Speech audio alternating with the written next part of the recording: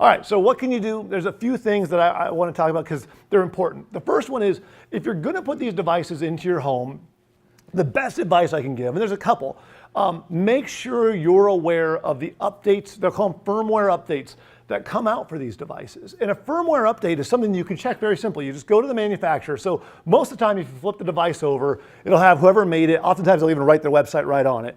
So you go to their website, and when you go to their website, they'll have a spot where you can do, generally under support, and you can check for updates. And what they'll be looking for is the model number. And they'll say, enter the model number on our website. You enter it in, and it'll tell you, yes, there's a new update, there's a new whatever, and you get that update, and you go, okay, cool. And then it'll walk you through even how to do a firmware update. And they're not hard to do. The first time you do it, it'll take you probably 10 or 15 minutes if you've never done one before. Once you've done it once, after that, it becomes much faster. You'll be a click, click, click, and you can do it in your sleep. The problem is, most people will never check. They completely forget about these devices. You plug it in one time, you've got a toaster. Put that toaster in, a legit, actual toaster. Now they've got them. And you've made that so you're all set. Well, if you don't keep up with the updates on those, you're in trouble. Your TVs, most of the TVs that are smart TVs, they have a spot, if you go in with your remote, where they'll go to an update section. It's generally under setting, well, all of them are different. Point is, you can actually do it through the TV, and you can say, check for update, and say, oh, there's a new update available. This is one of those things that should just be routine for you. Every few weeks, when you're bored and you're sitting there and you can't find anything good on TV, go and do a check for update. It only takes a couple minutes.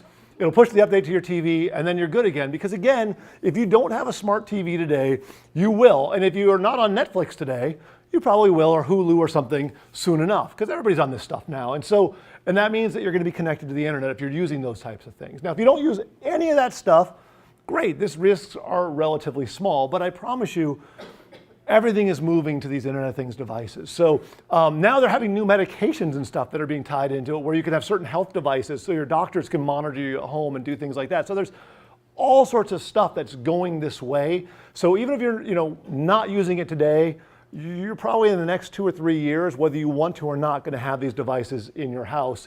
And it's just better to be aware of what those risks are now than be caught off guard later. So this is that would be where you entered in. Also, I talked about that thing where it showed the little spinny thing. If you go to a website and it's just cranking away and just keeps cranking, and you go to the page and it looks like it's loaded, if it's a site you trust, maybe you've been there a million times, you're at Netflix or Hulu and it's just taking a while, okay, not a big deal. On the other hand, if you're browsing on the internet and you just happen to come across a page because you were looking for cheap tickets or whatever it is, and it just keeps cranking, that can be a sign of a problem. So unless you really want to be on that page, just close the whole browser. Once you close the browser, it'll stop. If everything just goes away the minute you do that. And so it's not a guarantee. And it doesn't mean if it does crank away that it's always bad, but there's something happening. For it to just keep cranking, something's going on.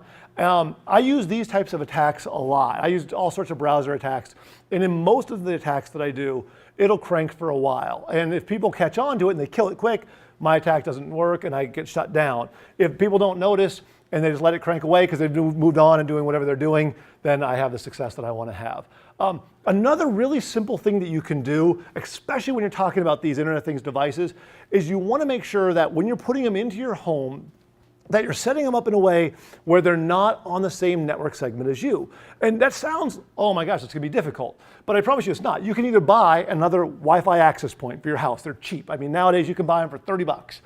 Plug it in, and now you have a separate one. And whenever you get any kind of new Internet thing, whatever it happens to be, you have them all connect to that device and only that device. Now you're going to go, oh, well, wait a minute though. If I'm on my home network and I'm on one and that's on another, how can I communicate with it? Well, they're both going out to the cloud. So yours can communicate with it just like it, because you're not ever supposed to connect directly to it. So you'll be fine. So you can have them on different segments and it'll all work out just fine.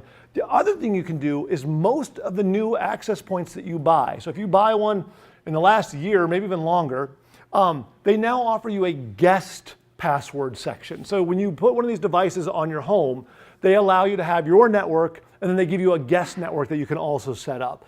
And if you set up the guest network, that's so that when friends come over, you go, oh, I like you, but I don't trust you. And you put them on the guest network, and that way they're not on your network. Or like if you have your kids who are crazy and do stupid stuff, like mine's here right now, so he's in the back of the room. He's really pumped probably hearing that. So when they do stupid stuff, you want to put them on their own network. He knows, he's on his own network. So that way you segment things out. Well, with the guest network, one of the cool things is you can literally put all your Internet of Things devices on that network. So you don't even have to buy a separate one. You just assign them when it asks for what to connect to. You say connect to the guest network, and you put all that junk there, and then you're on the main one, and you're segmented out, and that also works. If this stuff you're not sure about or whatever, because you're not a techie person, just talk to whoever helped set your stuff up to begin with, whether it's your kids or your coworkers or whoever it was. Someone's going to know what I'm talking about, and if you just say, hey, I want to segment these off, they'll show you how to do it. Once they show you once, I promise you, it's not hard. It's not technical at all. It'll literally be, you get a list of what do I want to connect this to, and you select the one that's the guest one versus the one that's your normal one. And that's the only difference when you're connecting to it. So basically, the other devices are a risk to your network for sure. The other thing is keeping awareness of what devices you've bought and put into your home. So one of the problems that often comes up is that people plug things into their network and then they forget about it. Hey, I got this thing, I plug it in. I got this next thing, I plug it in. And they kind of just sit somewhere and don't really know, and they forget about it even having them. But then they'll sit on your home network forever and they're just left turned on. If you're not using something anymore, turn it off. Some of that stuff will sit there, you maybe tucked it away somewhere because you didn't need to actually physically be touching it all the time, but you just forgot about it. If you've forgotten about it, you don't need it, try to remember what those things are and just unplug them when you're done with them, and you'll be way better off.